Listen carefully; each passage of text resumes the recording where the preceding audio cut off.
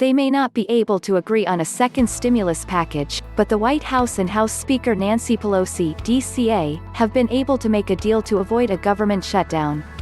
In a 36-minute phone call between Treasury Secretary Steve Mnuchin and Pelosi on Tuesday, shortly after Mnuchin's testimony before the Select Subcommittee on the coronavirus crisis, the two agreed to maintain current funding levels to avert a shutdown but were unable to find common ground on a budget for the next coronavirus relief package.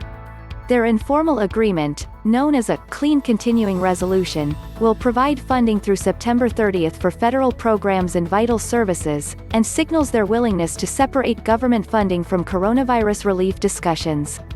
This may be good news for Americans anxiously awaiting a second stimulus check. Prior to the continuing resolution bill, there were concerns that the contentious back and forth over a second stimulus package would be used as leverage when it came to government funding discussions, leading to even greater delays in finalizing a COVID-19 relief plan.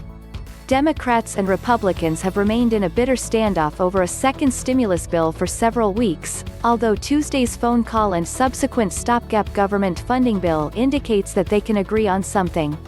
Although both Senate Republicans and Democrats are in favor of further support for programs including a second draw of PPP funding, additional unemployment benefits, money for schools to invest in PPE and Postal Service funding, their inability to finalize a package is rooted in the amount of funding they seek.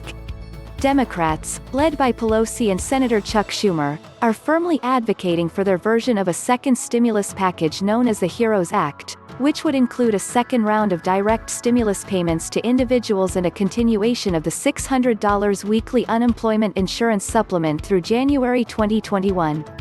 Senate Republicans are pushing for a $200 weekly unemployment supplement and to limit direct stimulus payments to those earning $75,000 a year or less. But they've appeared to soften their stance on the total price tag, with White House Chief of Staff Mark Meadows telling White House reporters last Friday, "The president right now is willing to sign something at $1.3 trillion, referring to a coronavirus relief bill, a $300 billion increase from Senate Republicans' HEALS Act, but shy of Pelosi's demand for a $2.2 trillion bill." When the Senate convenes next week, Republicans, led by Majority Leader Mitch McConnell, RKY, are aiming to pass a narrow coronavirus relief package, known as a skinny bill, that is essentially HEALS-lite. It includes $300 in boosted weekly federal unemployment benefits until December 27, additional Paycheck Protection Program funding, $10 billion for the U.S. Postal Service and liability protections plus allocations for education and testing,